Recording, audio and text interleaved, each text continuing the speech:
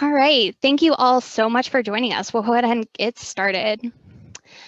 Thank you all so much for joining us to celebrate Mobilizing Black Germany, Afro-German Women, and the making of a transnational movement.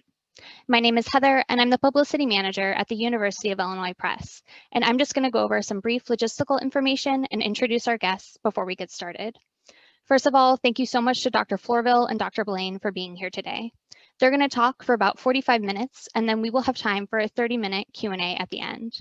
You can enter questions throughout the event by clicking the Q&A button at the bottom of your screen. You can use promo code FLORVIL40 to get a 40% discount on the book at the University of Illinois Press website. The promo code and a link to the book can be found in the chat box. We will also be recording the event and posting it on our YouTube channel afterwards. You'll receive an email from Zoom tomorrow that will have both the discount code and a link to our YouTube channel as well. And now I will just briefly introduce our guests. Dr. Tiffany N. Florvil is an associate professor of 20th century European women's and gender history at the University of New Mexico. She specializes in the histories of post-1945 Europe, the African Black diaspora, social movements, feminism, Black internationalism, gender and sexuality, and emotions. She has published pieces in the Journal of Civil and Human Rights and the German Quarterly. Florvil has also co-edited the volume Rethinking Black German Studies, Approaches, Interventions, and Histories, as well as published chapters in Gendering Post-1945 German History, To Turn the Whole World Over, Black Women in Internationalism, and Gendering Knowledge in African and the African Diaspora. Her book, Mobilizing Black Germany, Afro-German Women, and the Making of a Transnational Movement with the University of Illinois Press, offers the first full-length study of the history of the Black German movement of the 1980s to the 2000s. She is on the editorial board for Central European History and the executive board for the Journal of Civil and Human Rights. She is also an editor of the Imagining Black Europe book series at Peter Lang Press. You can follow her on Twitter at TNFlorvil. Dr. Keisha N. Blain is an award-winning historian of the 20th century United States with broad interests and specializations in African American history, the modern African diaspora, women and gender studies. She is an associate professor of history at the University of Pittsburgh and the president of the African American Intellectual History Society. She is currently a fellow at the Carr Center for Human Rights Policy at Harvard University. She also serves as an editor for the Washington Post's Made by History section. Blain is the author of the multi-prize winning book, Set the World on Fire, Black Nationalist Women and the Global Struggle for Freedom, and co-editor of 4 books, 400 Souls, A Community History of African America, New Perspectives on the Black Intellectual Tradition, To Turn the Whole World Over, Black Women and Internationalism, and Charleston Syllabus, Readings on Race, Racism, and Racial Violence. Her next book, Until I Am Free, Fannie Lou Hamer's Vision of America, will be published by Beacon Press in 2021. You can follow her on Twitter at Keisha Blain and on Instagram at Keisha N. Blain. And without further ado, I will turn it over to Dr. Florvil and Dr. Blain. Thanks again to everyone for being here today.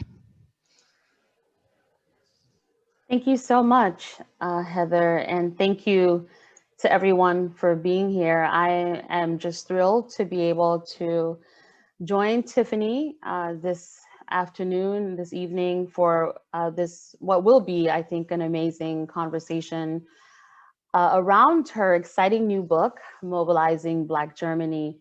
One of the things that I'll just mention briefly is that this is a book, this is the latest book in the series Black Internationalism, which I edit with Keto Swan. And from the minute that we heard Tiffany share her research several years ago at a conference of the African American Intellectual History Society, I think we were both pretty clear that this is the project that we would want in this series. And I am absolutely thrilled. I know that I also speak for Keto when I say that we are truly honored to have this book in the series. And thank you, Tiffany, for entrusting your work, entrusting us with this work and for placing it in the series, because truly it captures the history, the spirit, the vision, everything that we imagined when we conceptualized what this series would do. Your work, I think, is a great model. And so it's just wonderful to be able to celebrate this moment with you. I just want to say congratulations. I know it's hard to celebrate with with so much going on in the world, but I do hope that you have an opportunity, even beyond today's conversation, to truly celebrate, because this is a wonderful achievement. This book is remarkable. It's the kind of book that we'll be talking about for a very long time. So congrats again. Thank you. These are such kind words, Keisha, and it was a pleasure to publish in your series. I felt very, very honored to work with you and Quito, as well as Don. It was such a delightful experience, and I think your comments and encouragement were so helpful in getting me to finally submit the book that you guys knew I could write. So thank you, thank you, thank you. I'm trying not to tear up because I don't have waterproof mascara on. So right. Well, I was thinking that it would be wonderful to take a step back for a minute and think about just the earliest years when and the moments where you began to conceptualize this project. Could you tell us? Could you take us back there? How did you come to this topic? When did you decide that you wanted to write this book? Anything that you're willing to share, I think we're all eager to hear. Yeah, this is a really good question. I think I knew I wanted to write, I think I obviously knew I wanted to write on Black Germans. What exactly, I wasn't entirely clear. So when I applied to graduate school the first time and I attended the University of Wisconsin-Madison, I thought I would focus more so on sort of feminist activism and sort of Audre Lorde, which certainly that's a part of the book, and I'm not suggesting it wasn't, but I think that was the whole project was sort of around that. And it's not until the dissertation stage in which I was doing dissertation research in Berlin, and several Black German women opened their homes to me and offered materials to me that I thought that this was much more of an intellectual project. And I think that that only became clear to me once I got those sources. So women like Ricky Reiser opened her home and gave me, issues of Afro-Look. Afro-Look is one of the sort of Black German journals that was published by Initiative Schwarze Deutsche, or ISD. Katerina Gontoya opened up her home to me as well, invited me for coffee, and also shared some of her copies of Afro-Look, as well as Afrikette, the Afro-German Women's magazine that was published. Rhea Cheatham opened up her home to me and shared sources. Dagmar Schultz also shared sources from Fabekennen. And then also finding Maya Eames materials. They were in one, as I mentioned at an event yesterday, they were in one Berlin basement that I helped moved into another Berlin basement. And now they're at the Free University of Berlin. But I think it was more so the sort of connection with Black German women during my dissertation research that just gave me the impetus to really see them as intellectuals. They were lay historians, they were lay archivists, they were doing all of the work, and they were helping to disseminate knowledge about themselves and the movement in ways that I thought this was a project, this was going to be an intellectual project.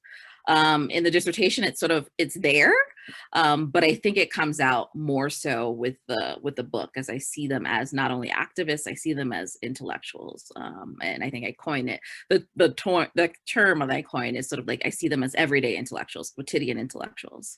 And so I think that's the sort of impetus. So I think I traveled to Germany and saw the racialized experiences that Black Germans were dealing with, my own racialized experiences. And so I think I'm going to write about race in the German context for quite a while. So this is one of many things I think that I'll do with regards to this. Yeah, thank you for that. And I love the fact that you brought up intellectual history. I love intellectual history. And what is particularly great about your project is it captures, you talk about, certainly we can call them organic intellectuals, or even the phrase street scholars, which I really like, from Eula Taylor, and trying to really tease out the way everyday folk, ordinary individuals are sharing ideas or shaping ideas. And we tend to talk about, middle class and elite folks. Certainly their narratives are important, but I love the way that you center the voices and the ideas of everyday folks, right? People who have all kinds of experiences, different backgrounds, and you help us see how fundamental their ideas were in not just shaping politics within the German context, but even diasporically. I think that's remarkable. And you've mentioned, going into homes and basements. Could you talk about more of the process of doing research and maybe the challenges, but also the kinds of opportunities that unfolded before you? Yeah, I mean, I felt sort of despair when I initially arrived in Germany to try to do dissertation research, because I, wrote all of these German archives and was like, hi, is there anything on Black Germans? And they were, they're pretty dismissive. And we're like, no, we don't have anything. And so I was like, oh gosh, how am I going to write this dissertation with the sparse materials that I already had?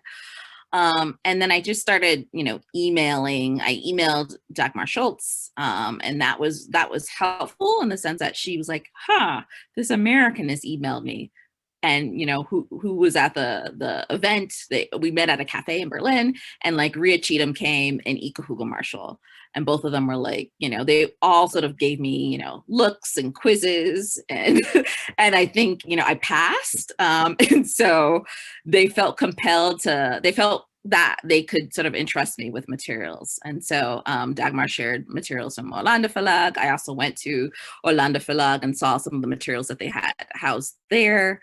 Ika, shared, Ika and Dagmar shared, invited me over to their home, shared, some of the earlier, some of this film footage from Audre Lorde, the Berlin year. So I was able to watch that before it premiered a couple of times. And then Ria was like, hey, I have a suitcase full of things. Do you think this is interesting? And I was like, what? This is fabulous. How do we make this material available to others?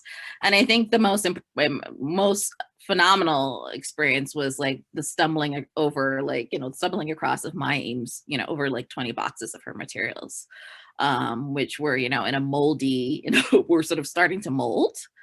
Sadly, it's Berlin basement, so it's damp, it's cold, and they were sadly starting to mold in the second basement. So when I saw some of the materials at the Free University in Berlin, they were trying to preserve some of the materials that were,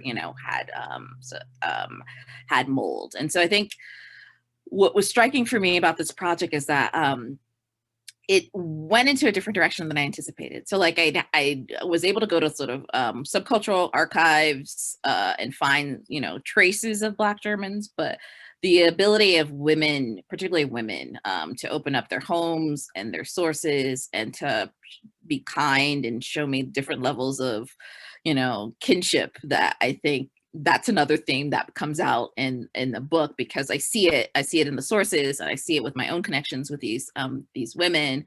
And I don't want to suggest that like Black German men weren't significant and also archivists in their own right. But in terms of some of the particular connections that I forged, those are really what I think undergirded my approach with the book more broadly. But as I sort of mentioned at an event yesterday, that like studying the topic that I'm studying in Germany is in itself not particularly welcome. And so I think I was happy that like, ooh, I was at a lesbian archive and they weren't giving me a look. Yay. And I saw traces of Black Germans. I was at a feminist archive in Hamburg and they were like, oh, come in. Yay. I mean, I was glad that I didn't have some of the difficulties that I know some of my colleagues have in the German archives, which can be difficult on a variety of levels. So I think because my archives were, in subcultural venues, but also in people's homes, it really sort of gave me a different centering with the project as well.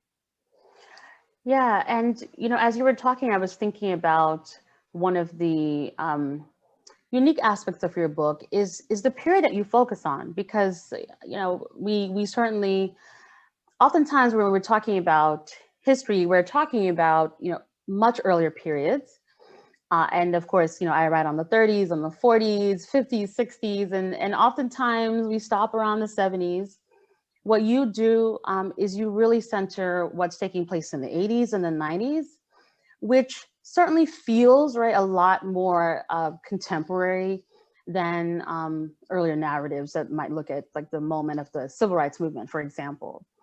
That I think poses some unique challenges, even though clearly it is remarkable that you're telling this story in this particular moment. But could you talk about, for example, the kinds of things that you encountered in just even talking to relatives?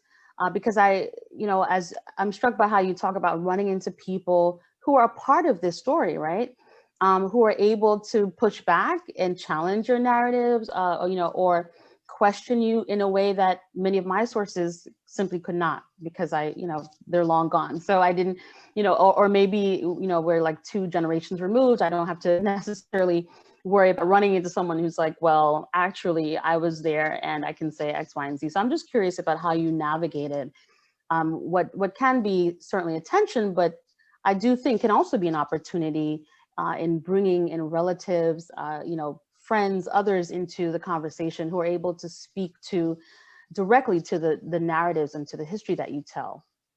Yeah, I think that's an interesting question. I think there was certainly some pushback in terms of, Lorde as a figure and her place in the movement, and how I should try to talk about her. There's certainly just some interesting narratives that I learned about Afro-Look, sort of the ins and outs of editing it, the support or lack thereof. And I think it was useful to just have also just candid conversations about their racialized experiences in Germany. So like, I think for me, speaking with women like, Ricky Reiser or Ria Cheatham or Katarina Montoya, Marion Kraft, all of these women, were raised and born in Germany and experienced a tremendous amount of difficulty that was pertaining certainly to their race, but also to their gender and sexuality for also some. So I think it was interesting to like step aside or step back from thinking about the movement and thinking about their sort of larger personal journeys to the movement, and how that movement really was about a sense of belonging for these women. And it was also like a sense of pushing for significant change and recognition. And so I think those personal stories really helped to ground me, and they're terrible.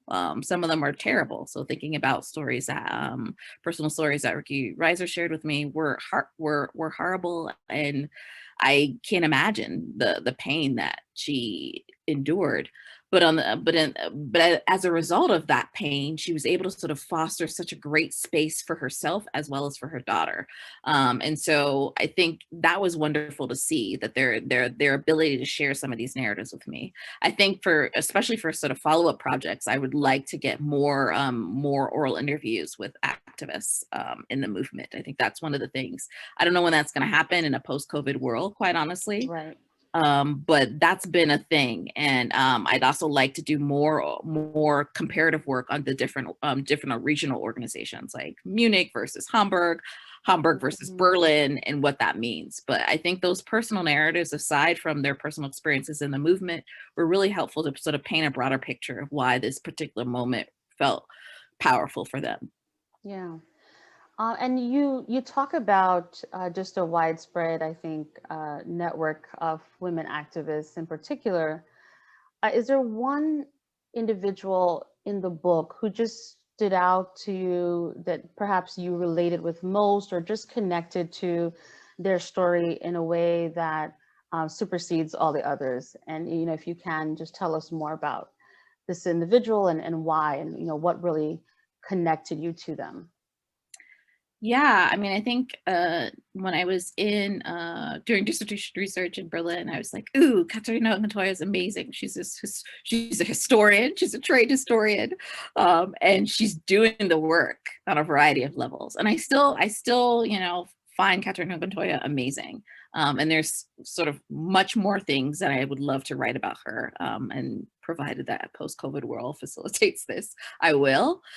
But I think I really felt like I connected with Maya Eam, and I only recognized that because of her bouts of depression, and how she was navigating that. And I, during parts of writing the book, I also suffered some bouts of depression. And so I felt like for her to do what she was doing in that state was impressive, because I mean, I could barely write a sentence at times, you know? And so I was just profoundly moved by her ability to, I mean, moved and also saddened that she had to navigate in that way.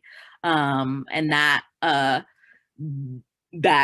you know, finally for her, the final solution for her was, you know, leaving the earth. But I think her bouts of depression, her struggles with her culture, her struggles with her friends and family, all of that I think resonated with me. And that she just had an expanse of knowledge. Like she was reading everything and doing so many interesting things. And I mean, I'm not saying I have that expansive knowledge, but I do think that she resonated with me more because of the issues of depression and navigating that in a world that really doesn't want to see you and ignores you and erases you. And so I think for me, it became my aim when originally I was like, ooh, Katerina Montoya, historian, activist, still publishing, still doing so many wonderful things. But then through the process of writing the book and experiencing those bouts of depression, I was like, oh my gosh, I feel like and I can only imagine how I just don't know how she was able to do what she was doing in that state. Yeah.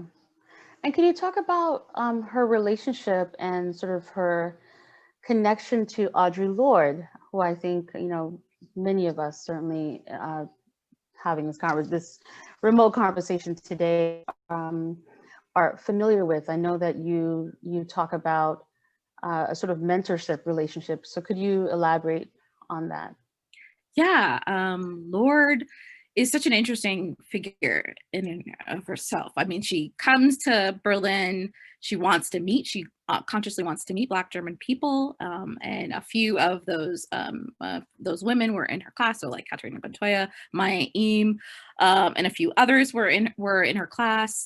She taught 3 different literature courses at the Free University, and so it's through those courses, through their interactions with her, that she really helps Maya and Katerina figure out, okay, we should do something. And I think over the years, she continues to be this sort of, you know, figure of hope and strength and, you know, internationalism and activism. And so she really embodies a lot of these ideals. And for Mai, she, you know, she writes about her. She writes poetry about Lorde. She is in St. Croix when Lorde dies. She's, you know, they maintain a relationship that basically transcends it transcends the space of Germany in many ways. And they become, you know, terribly close. But she's also forging connections with Marcel Bondy. I mean, she's basically, you know, she's reaching out to other diasporic figures who offer her a variety of like diasporic tools to sort of carve out a space for herself, not only in Germany, but internationally. And so I think Lorde is one of many diasporic figures that, you know, Mai looks to, but she becomes a significant figure. And many women in the movement see that. But then there are also women in the movement who don't find Lorde as being the significant mother figure. So there is some contention about that. And so that's important to note. Yeah, that's interesting. And, you know, one of the things that I appreciate about your book is that it helps us see clearly what I think can best be described as the practice of internationalism. You know, we talk about Black internationalism, and oftentimes we can talk about it as this very broad concept, and it can sound abstract, but what is so important is the way that you flesh out these stories to show us what it looks like, right, on the ground in what the practice ultimately looks like. So could you talk about that some more? You know, Black internationalism as a theme and the way that your study helps us understand its very dimensions, certainly ideas, and we've talked about intellectual history, but specifically practice or even praxis to think about it in a broader sense. Yeah, thank you. That's a really good question too. I mean, I think your book also helped me see that too, that internationalism doesn't necessarily mean that activists have to transcend borders, that they can be engaged in internationalist acts even within the confines of the nation, even if they, so that in itself means that they're sort of complicating what we consider internationalism. And I think that your book does a good job of showing that. And I think the same thing for Black Germans. I mean, inherently, in terms of their cultural background, they're already internationalists, a part of the diaspora. That in itself is significant. And so, and then their perspectives and how they integrate that into their everyday is also quite interesting. So they don't necessarily have to go to Ghana, even though they may go to Ghana. They're engaging in work about Ghana in the context of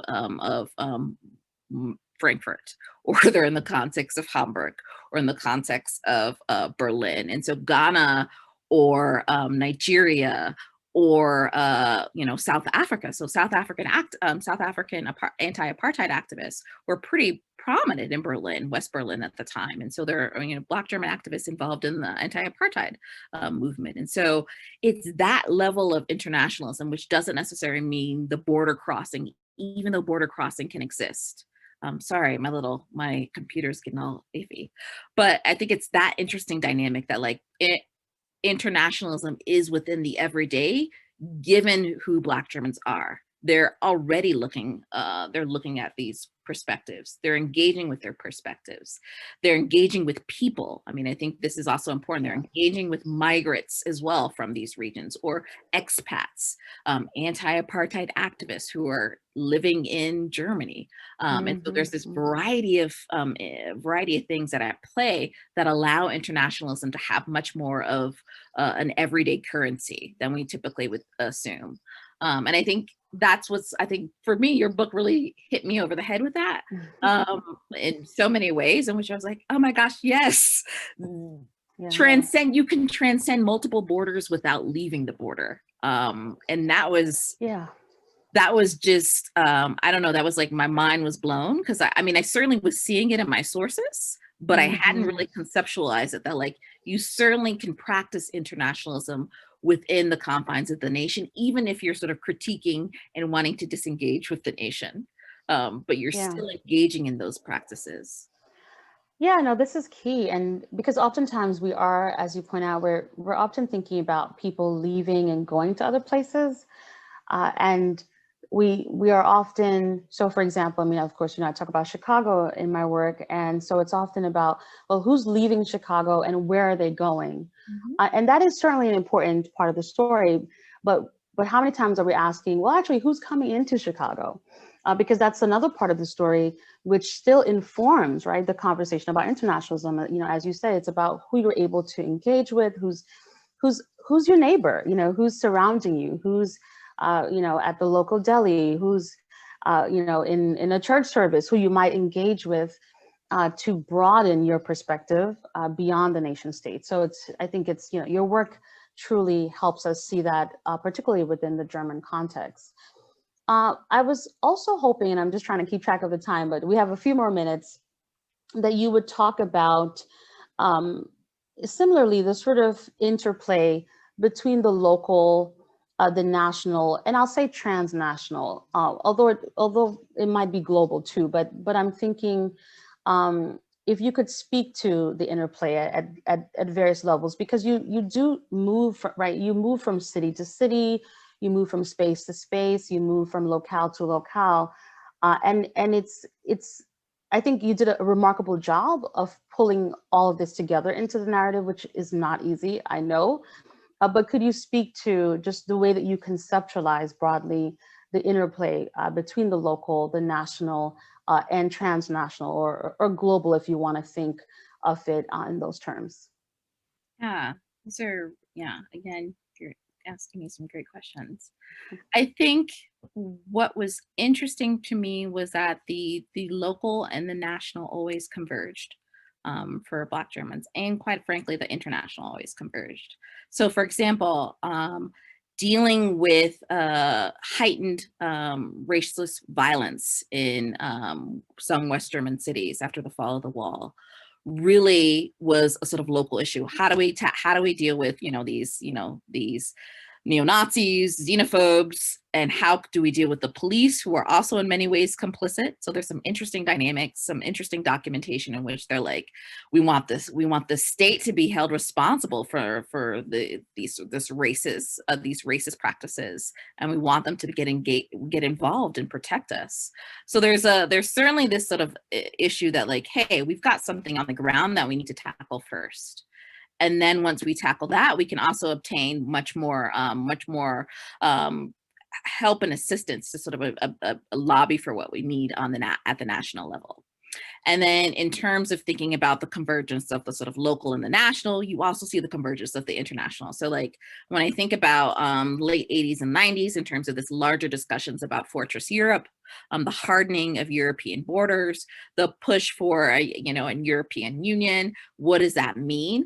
All of those are sort of having an impact on the local level in terms of which immigrants are able to come into the US, who's coming into Germany, who's actually being excluded, how is that sort of gendered immigration policies impacting migrant women, particularly migrant women from Africa.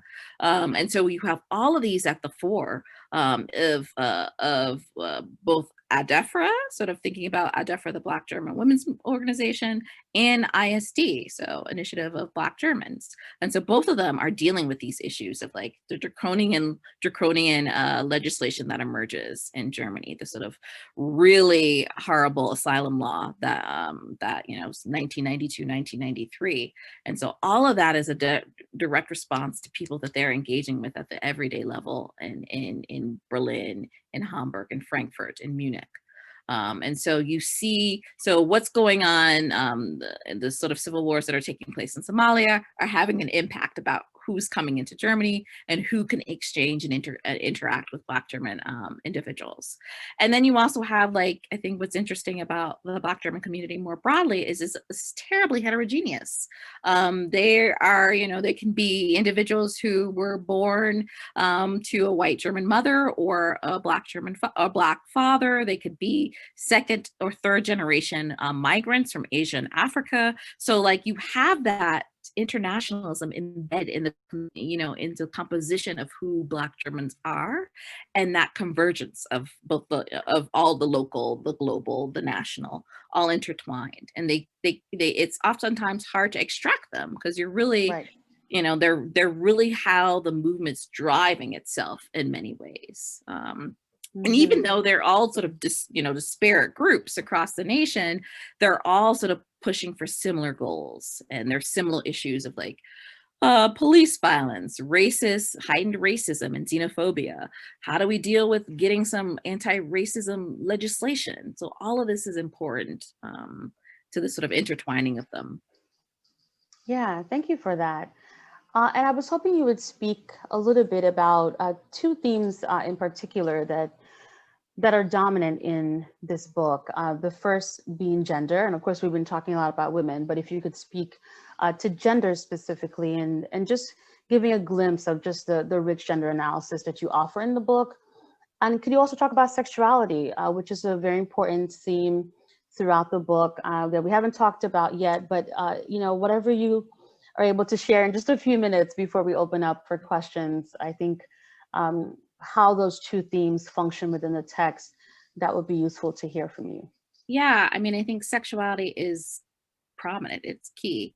I think that the movement was driven by a lot of queer Black German women who were unabashed about who they were, and that component of identity was key and central, so that they were women, they were lesbians, they were Black lesbian women, and that was punkt. That's it. There's no needing to negotiate that.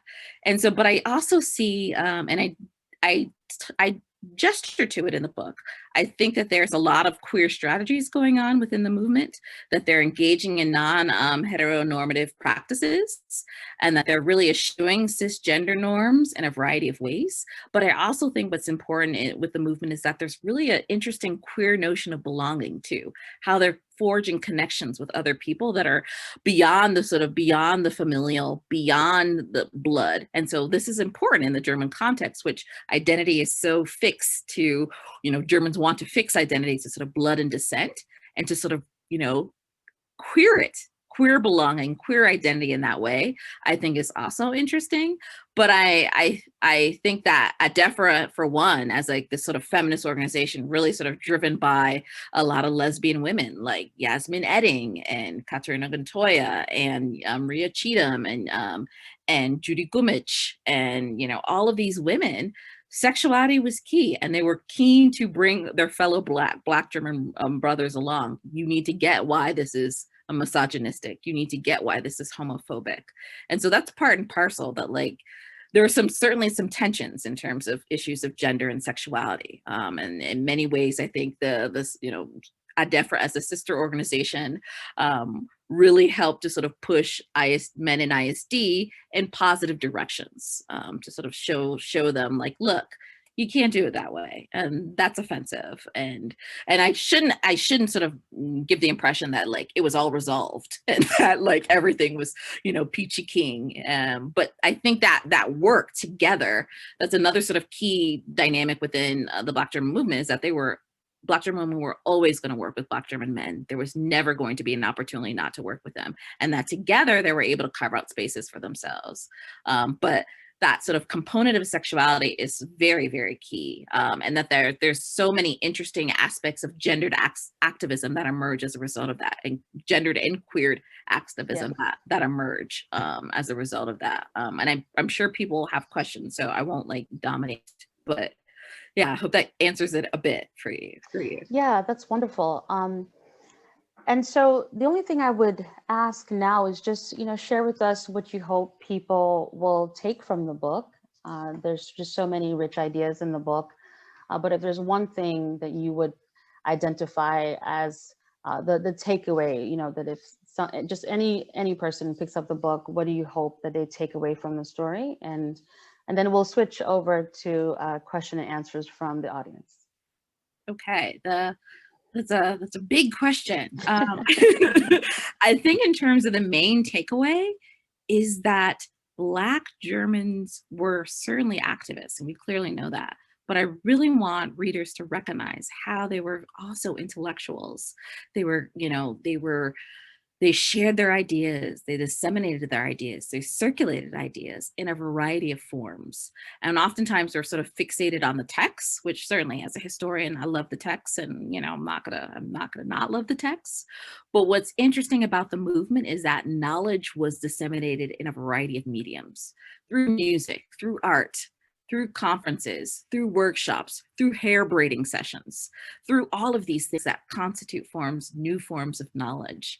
And that was important to do. And I think in many ways, they helped to create a really dynamic Black public space, a Black public sphere. And I think that's one of the, one or two of the takeaways that I would like people to see, is that, like, all of these things constitute a form of knowledge production.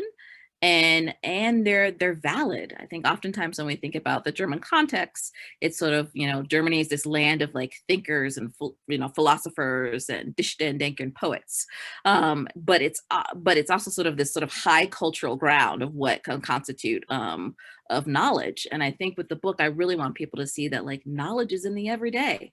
And they're actually creating that everyday knowledge to help, educate fellow Black Germans about the longer lineage of Black people in Germany, to help them understand the issues with asylum seeking, to help them understand the issues of, like, the EU, what those developments mean for Black Germans and other individuals of African descent. Thank you for that. And so Robert has a question, so I think it makes sense for us to start with this one. Which is, could you say a bit about how Black German women see themselves in comparison with other Black European women in Western Europe? And is there an idea of a diaspora within a diaspora? Oh, Robert, that last question's good. Yeah, I think there is a diaspora within a diaspora. And I think Black Germans represent that. I want to take that one question first, because I think it represents, oftentimes when we think about the diaspora, we do think about it in this sort of context of like the Middle Passage and slavery and colonialism. And that's this important part in the German narrative too, in sort of earlier periods. But in terms of thinking about this modern movement, it's sort of disentangled from that narrative in some respects. And so it feels like a sort of interesting example of a diaspora within a diaspora. So like the German, they're sort of within multiple diasporas in many ways, especially with their sort of cultural background too. And so I think that's an interesting development that many are starting to tease out a bit more. So I am not the only one who's doing this. There are sort of other works that are sort of showing how Black German women see themselves, and how this new generation of Black German women see themselves. So certainly I'm thinking about, this sort of older generation of Black German activists who, in the 80s and 90s were in their 30s, 20s, and 40s. And certainly that's not the case now. But I think there's a new generation of Black German women who have an identity that is not tethered to one location.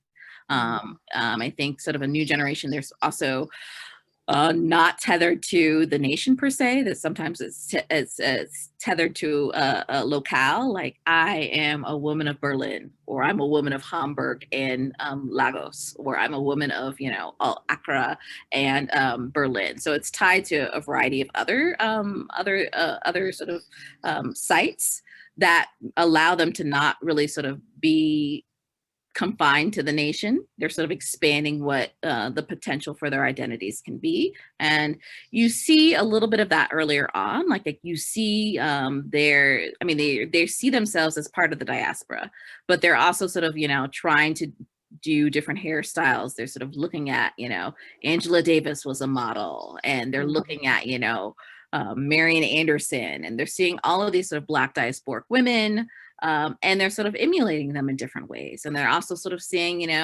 women, Ellen Katsueo from South Africa. They're sort of engaging with other women and across the diaspora to sort of forge, a sense of, a fashion sense for themselves. So sort of comportment, their behavior, the music, all of that is sort of like connected.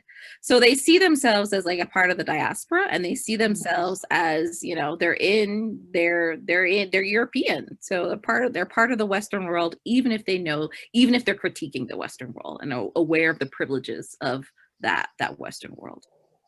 Yeah. And so Monica is asking about the earlier history.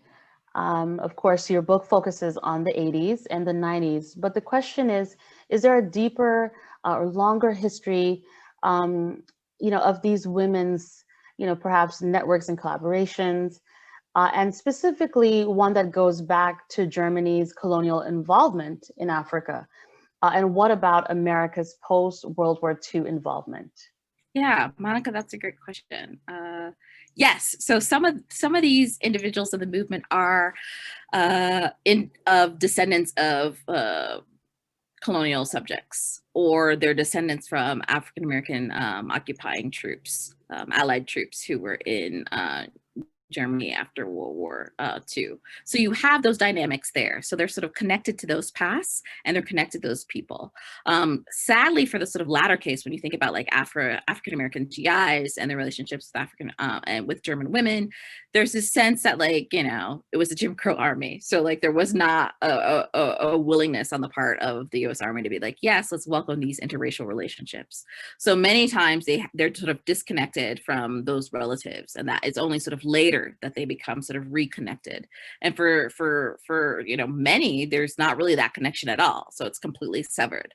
But that is why they sort of integrated into the movement. They try to sort of think about the sort of holistic approach to the diaspora, that like, even though I don't have that connection personally, I can still invest in that, in organizing a workshop on topics pertaining to African American civil rights activism, or a workshop on the Biafran movement, or so on and so forth. So they're cognizant of those connections. And then they also are aware of the longer lineage of Black people in Germany that predate the German unification in 1871.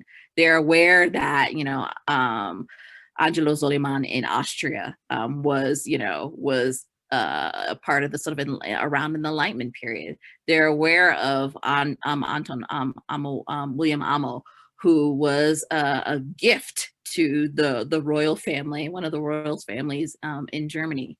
And so they're aware of those earlier narratives, and they integrate that into the movement too. They're sort of a lot of these sort of workshops and conferences are very much tied to sort of thinking about the past and how we've gotten here, and how we've gotten here in a variety of ways. And so I think that always factors in to how they sort of conceive of events, how they conceive of themselves, which connections they feel more compelled to invest in versus others. So it's there, that longer lineage of the diaspora in Germany is there in a variety of ways. Yeah. And so John is asking about 1989, and he notes Germany's 1989 is often seen as a turning point in world history, but it sounds like your book helps us rethink that and see racial and gendered continuities in German and transnational history at the end of the Cold War. So could you say a little bit more about this? John, that's a good question. Yeah, I think you're absolutely right in some respects that like there are so many continuities. So we see many times that 1989, the fall of the wall, is huge in terms of thinking about, the fall of communism, the sort of the push for unification of Germany. But simultaneously, you see what you were seeing in the sort of pre-wall climate was still occurring. So there's still this sense of like Germanness is white. And that not all individuals have access to it. There's still a sense of, anti-foreign or xenophobic sentiment. And then you still have people who are, neo-Nazis who are emerging. You have like, conservative parties emerging in 1982, the Republikaner political group in Germany. And so like you have this discourse, this political discourse and this cultural discourse about what Germanness is and what it is not. And it's always pitching Black people and people of color more broadly as not being within the confines of the nation. And so you see those continuities. I think one of the sort of distinctions is the sort of prevalence of more of those xenophobic attacks that, we see, from 89 onward to like the mid 90s. You see all of these asylum seeking houses are burned, Turkish families are being targeted and killed. And so you see that still coming to the fore. And some of that is also correlating to like Germany becoming a part of the EU. Like we need to sort of, our borders we can't have all these sort of porous, borders anymore. We need to buckle down and be very, very adamant about who can have access to our nation and our resources and who cannot have access to our nation and our resources. And so you see some of that, but then I think when we think about the alternative for Germany group or Pediga, I feel like these xenophobic and populist groups ebb and flow in the German context. So like we saw them in the 80s and 90s, they don't disappear, but they sort of ebb and flow. And then we see new incarnations of it, especially with like Pediga and AfD. And so how they sort of are coming into this sort of anti-Islam sentiment. Germany is just is this suffering from an Islamization of the culture. And so you see sort of new articulations of what could constitute German identity, but it's always premised on a notion of whiteness. Or like, I like what Maisha Uma says, like she calls German whiteness like a super whiteness. Mm. Well, actually, Milo has a related question, I think, to John's, which is that you had mentioned the increase of racist violence in Western cities after the fall of the wall. Were there other ways in which reunification directly impacted Black Germans or shaped Black German communities? Yeah, I think, and that's a part of the book that I don't sort of talk about the East Black German experience as much. I primarily focus on West Germany, and then sort of reunified Germany. I think like distinctions about the experiences of Black German people in the East, especially when you have this discourse in the East of like solidarity politics. Like we're we're invested politically in forging connections with communist countries across the globe, and we're particularly working with people of color across the globe. And there's sort of liberation movements like SWAPO and the like. And so those experiences are different. Those experiences are different in the sense that like East Germany is like, we're not racist, we're great, we're all comrades, we're all a part of this sort of communist community. But like the rhetoric is interesting. The rhetoric is similar to West Germany. Like we can't talk about race. We shouldn't talk about race. And that sort of it makes it hard for East Black Germans who experience racialized oppression in a variety of ways, are told that they're different, are experiencing different forms of exclusion. Even if there's a sort of narrative of like race isn't, we're purging race from our lexicon, and if we don't talk about it, it's okay. I think that's similar dynamic in West Germany. But I think for a future project, I'd like to sort of talk about and gather more experiences of particularly the East Black German group that German groups that are merged. So there was a East Black German group. There was an East Black East Berlin group that emerged. There was a group in Leipzig. There was a group in Dresden. I'd like to sort of gather more narratives about those groups and sort of do some comparative work. There was also a lot of work in terms of the Berlin chapter of ISD applying for funding for some of those other regional groups, especially in the East. So I really feel like there's so much more that I can do to tease this out. And then there's also great scholarship coming out from like Jamal Watkins, who's focusing on experiences of Black people in the East.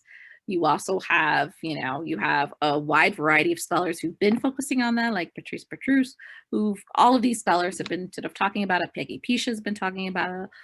Olivia Wenzel's new book also talks about her experiences as a Black German woman in the East. And so I think there's a sort of new push for these narratives, and a necessary push, so that, because oftentimes the Black German narrative is dominated by the West. And I think, I'm certainly, my book is a part of that, but I'm excited about this new sort of scholarship that's coming out and really sort of centering Black East Germans. Yeah, so we have a number of educators tuning in who are asking questions about teaching. So I'll sort of combine two questions that are related. The first is from Catherine, who's asking about how you see your book being taught in a classroom. Specifically, what types of broader narratives do you think your book has as a new outlook to provide students of German history, transnational history, and/or women's history?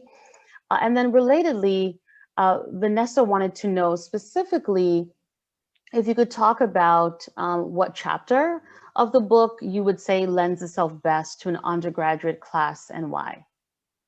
Yeah, these are all great questions. So I was of the inclination that I would never assign my work in any of my classes, and that I would hide in shame once I did so. But this year I signed a chapter from the book in the fall, and I assigned another chapter, and then my actual book and for a grad section that I'm teaching. And I think what's interesting is that my chapters can all work on their own. So you can sort of really you can take chapter 2, which is about the making of the Black German movement, so the creation of ISD in particular. You can use that in a modern Germany class. You can use that also in a social movements class. You can certainly use that in thinking about what can constitute Black internationalism in sort of a German specific lens. So I think all of my chapters, I think you can do that. My intro also does a really good job of showing this larger lineage of Black diaspora in Germany more broadly, what that looked like, why that was important, what were the different facets of it, the contours of it. My chapter 6 and chapter 3 and 4 could all be used in a women's history class. You could sort of think about that in terms of women and gender. The chapter 3 in particular really deals with like sexuality and queerness. That could be used in a queer studies class. I think that it's also written accessibly. So like it's not terribly impenetrable in terms of the sort of my engagement with theory. I think you're able to still recognize and it's accessible. I think that students can sort of look at that. And then in terms of just larger diaspora courses, I think you could use that to sort of think about, you know, narratives beyond the focus of sort of Britain and France, which are certainly still important, but then you can integrate a discussion of Germany through my book. So I will be intrigued to see how I feel after the graduate students read my book this semester. But Yeah. the undergrads who read read a piece last semester were pretty positive, and they were like, "I want to know more about Marianne." And so I think you could use it in a variety of settings. And I do think that I've written it in an accessible way that it could be used at both the undergraduate and the graduate levels. Yeah, no, as someone who struggled too with assigning my work in my classes, it's the funniest thing, but I taught Set the World on Fire in a graduate course, and you know, students were like, "This is brilliant, this is amazing," and I'm like, "Listen, you can critique the work, it's okay." Exactly. You know, it's like, "Okay, thanks for permission to finally dig in." You know, it's sort of funny. I love it. But it's a great experience. I think it's wonderful to sort of flip the script and be able to grapple with your work in different ways. So Anna has a question, which I think will be useful because we've spoken a little bit about it earlier, and this is about if you could address the relationship between African American critical thought and activisms and Black German approaches beyond, you know, Audre Lorde. So if you could talk about other examples in the book, that would be helpful. Yeah, so that's a really good question. They basically use a variety of individuals. So like they're engaging with Marcus Garvey. They're, you know, reading about him, and they're, you know, they're taking tools in terms of thinking about how his approaches to the diaspora, his ability to mobilize the diaspora. They're also sort of looking at the US civil rights activism. They're looking at the activists. They're looking at the tactics that were used. They're looking at the strategies that were used. There's certainly distinctions. I mean, Black Germans weren't necessarily, you know, mobilizing in churches. They weren't, you know, that's not a site for Black German activism as it is in the sort of African American case, and that has been for centuries. It's a site for like mobilization and activism. It's not the case in the Black German instance. And so you see them sort of gravitating to these sort of historical figures, and then you see them gravitating to sort of local figures like Fasia Janssen, who was a survivor of a German concentration camp. She was a Black German woman who eventually becomes a peace singer involved in the peace movement in Germany, and so that they see her also as a symbol. So they're like looking for as many sort of symbols and tools to use, but then they also are cognizant of their national and local conditions. So they're aware of the numbers. They're aware of the sort of number of Black Germans in terms of thinking about and how Black Germans were scattered in that particular time. I think now with sort of contemporary German, it's sort of a much different landscape. But at that time, many of them, you know, this is like the first instance of them coming together with other people who looked like them and who were speaking German. And so I think you see them sort of using whatever they could use, you know, from tools from the feminist movement. Some of them were feminist activists in the feminist movement, using some of the tools and mobilizations there. Some of them were active in the anti-apartheid movement, working with a variety of sort of South African activists in Berlin and elsewhere. So you see them sort of gravitating to as many people as they can. So Lorde is certainly important, but then they're really sort of looking at other figures. Gloria Joseph, who was Lorde's partner, was also an important figure. They're reading Bell Hooks. They're learning, you know, they're reading Fanon, like they're reading Frantz Fanon, and they're thinking about the colonized mind. They're thinking about it in the perspective of, in the sort of German perspective.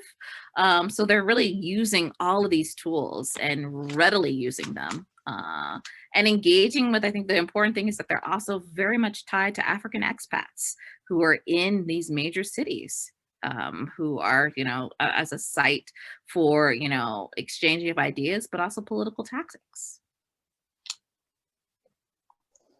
Thank you for that.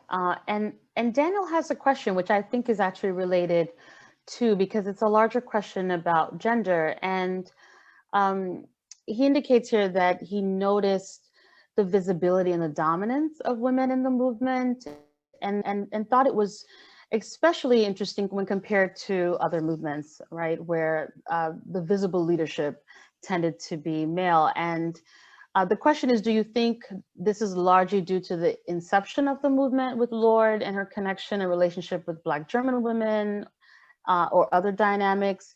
And relatedly, do you have thoughts on the lesser presence or visibility of Black German men in the movement? Yeah, that's a good question. I think I also contribute to this narrative of like, it's all about the Black German women in the movement.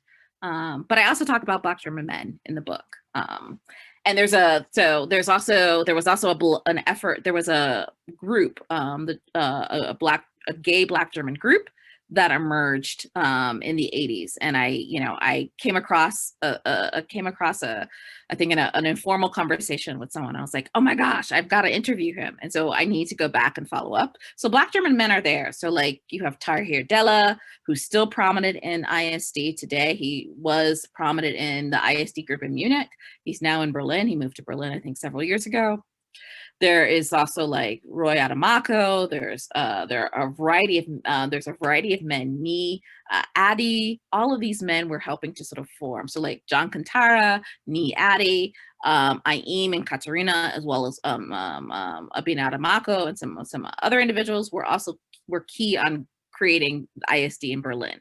And so you have similar dynamics that are taking place at other sort of other regional ISD groups in Frankfurt, in Cologne, and in Munich. In Munich, it was sort of largely women, and so they were like pushing for more men to come in. But you do have the presence of men there. And you also have this really great dynamic scholarship that's coming out that's sort of focusing on that. You see that like Priscilla Lane's work. You also see that with Fatima Al-Taib's talked about sort of German hip hop and Black German men. Vanessa Pumley's also talked about sort of Black German hip hop and Black German masculinities. And so you do have a new generation of scholars. Philip Kapsel's work, there's also some really dynamic work being done on his spoken word poetry. He's also writing about the Black German movement and very keen on sort of talking about the complexity of the movement and its varieties of diasporas. So Black German men are there.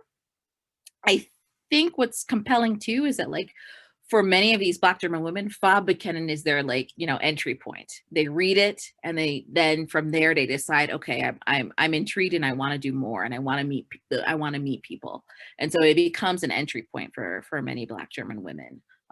But it's certainly one of a few other entry points for Black German women. So they certainly are pretty prominent in the book. Black men are there too, Black German men are there too. But I think in terms of these issues of feminism and sort of the networks that they're tapped into, that also is key. Yeah, and so Tom was wondering if you could speak a little bit about media, and specifically, how do you deal in the book with the artistic outputs of the women you have been working with? How does all the poetry, theater, music, art, and so on change how you write history, and how should that history change how we talk about the culture? Oh, Tom, that's a good question too. I think I initially wanted to include more poetry and more images. And then that was difficult, sort of getting permissions. And I mean, I was able to get permissions for the material I have in the book. But I think wanting to include more poetry was also something, because I mean, one of my undergraduate degrees was in German literature. And so I feel tied to like analyzing texts in that way, so poetry and stuff. So I wanted to include more because it's so rich and so multifaceted. And I think this is why it helped me expand my idea of intellectualism, looking at all of these things, that like all of these cultural productions represent different forms of knowledge that they're trying to disseminate in ways that are compelling and creative. Certainly I'm not creative, so I'm in awe in anything that can be done in this way. And so I think looking at all of that material sort of like looking at drafts of Mai's poetry, looking at some of her, looking at the interworkings of her writing was also just like, wow, I can sometimes barely write my name in an email correctly. So I think, I think all of this makes me realize how important, getting these narratives down and trying to do justice to them. And I think for me, in terms of going ahead with further projects, I'd like to look at that more. I'd like to look at and examine all of those, different technologies, different tools that they use to really sort of seek for what I call in the book, this idea that it was basically a politics and poetics of representation. And that I think that that's what all of their artistic and cultural and creative renderings do. And I'd like to tease that out a bit more. And there's some visual culture elements at play too, sort of really going back to some of my visual culture analysis roots, which I was like, I'm never gonna do visual culture again after I did my MA thesis. But now I'm like, ooh, there's so much more rich things that I need to tease out. And you just can't do everything in the book, which is, sad, but also good, because now there's more things that I can look for. So what I think, looking at your sort of larger question, Tom, is that looking at Black German cultural productions really gives me a broader sense of what intellectualism is, and certainly warrants more sort of close analytical readings about those texts. Thank you so much. So we just have a few minutes left and so many amazing questions. But I think it'd be useful to talk a little bit about the hair braiding sessions. Why not? So Emma wants to know more about the hair braiding sessions that you mentioned earlier when you were talking about the dynamic public spaces. The German women, were building and really, I think, coming together in these spaces. If you could reflect on that, and I guess the related question is, were a lot of the events in these activist circles that you research community/culturally based, like the hair braiding sessions? Yeah, so some of these events, like some of these conferences, some of these workshops, some of these, seminars were largely driven for the community. So they were largely created for the Black German community, and also sort of other POCs, and also white Germans. But there are sort of Black only events sometimes, and sort of POC events sometimes, so that there are spaces within these spaces that were very much tied to only having Black people or only having people of color come and share. And you have some of these hair braiding sessions, like you had like hair workshops. ADEFRA did a few sort of hair workshops, and like feminist gynecological, workshops. And then there's hair workshops at like Bundestreffen, so national meetings that Black Germans have every year. That they have a variety of, how do you comb your hair? What products should you use? And keeping in mind, this is important because many of these Black German women didn't have Black moms. They had white German moms. And so learning these tactics, what shades of makeup should I engage in? What kind of hair tools could I use this, but it didn't work well? What would you recommend? So the Bundestreffens really become this space for the intimate too, where you're able to figure out, okay, how do I improve my worth through some of this sort of, hair. I mean, like, hair is so political, hair is so cultural. So how do I feel better about myself through this? And that it offers a way for them to feel better about themselves. It gives them sort of tips about what styles work, what products work. And like contemporarily, there's all these great Black German YouTube artists who are out there sharing hair tutorials. Janelle Watkins has written a really cool article about Black German hair and sort of YouTube stars. And so contemporarily, there's much more of a scene. But back then, you had an advertisement for an Afro shop where you could get African diasporic hair products, You know, there's like, and you see that throughout like Afro-Keta and Afro-Look. They're like, ooh, these are Afro shops where you can go to get products that you need for your hair, or these are people where you can go to get your hair braided. So like these, I mean, I think oftentimes we take this for granted in the US because you're like, ooh, it's everywhere. You know, it's like a Visa card. There's so many products everywhere. But this was not the case in the 80s and 90s. Now it's different in contemporary Germany.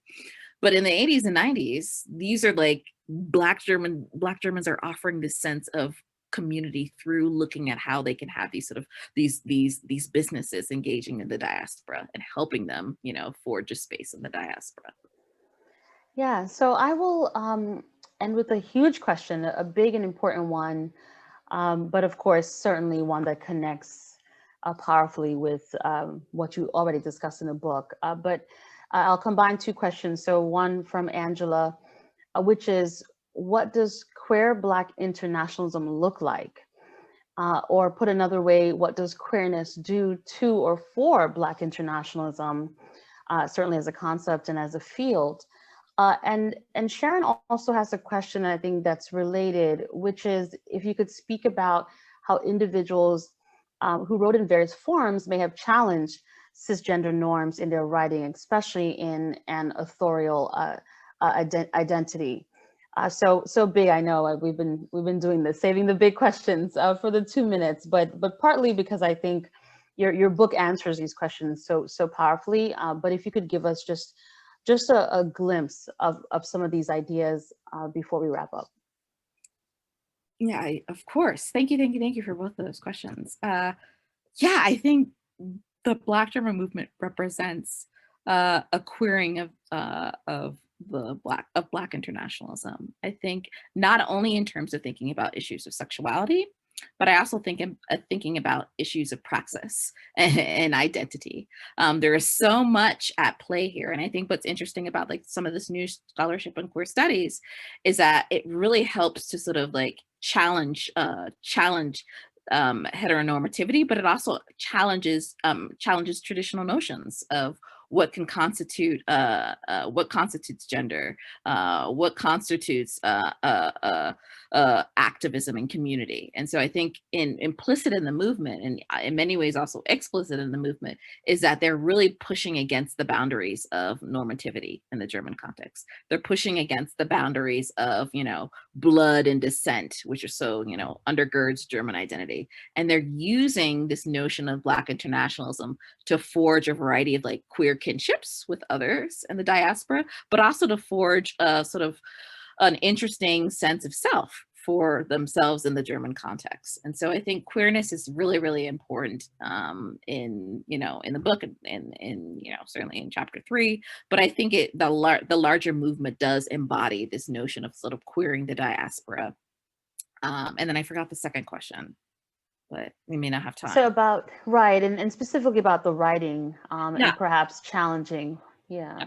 And I think one of the things that I also was hard to convey was sort of some of the spoken word poetry that Mai and others used, and thinking about also just thinking about some of the more abstract writing that that took place. So you had, you know, more sort of abstract poetry volumes that are merged. You also had writing in different forms of writing in Afro-Look that were certainly not what we would see as like, oh, you wouldn't think that's like in a conventional text, but it does become a conventional text in interesting ways.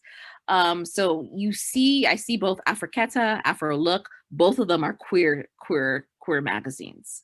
They're queering genres, they're queering styles, they're juxtaposing a variety of pieces together to create a whole, to create a new whole. And I think that both of those journals are emblematic of it. Like you flip through them, and like a larger project that I want to do, but whenever I have time, is really talk about like this issue of cultural sovereignty that is pretty explicit in Afro-Look, and how Black Germans create a cultural sovereignty through their publications. And like you see that through the genre bending to the queering of notions of identity, the queering of notions of what constitutes German literature. Spoken word is also significant. You know, poetry, all of these venues, all of these sites and tools really sort of push against the boundaries of what Dichte and Denke can look like. Yeah. Thank you for that. And, you know, as you were talking, I was thinking, you know, you've written an amazing book when you can identify, you know, 18 different book topics that come out of the one book. It's quite remarkable. But thank you so much for your scholarship. Thank you, thank you, thank you. Thank you everyone for coming. I'm sorry I couldn't get to all the questions.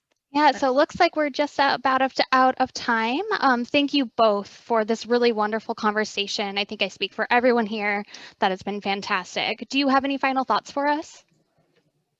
Yes, be safe and thank you for coming. And I think we are all doing the best we can during this pandemic. And so I appreciate you coming out and sharing your time with me and Keisha. So Thank you. Thank you. All right. Thank you, everyone. Have a wonderful evening. bye, everyone.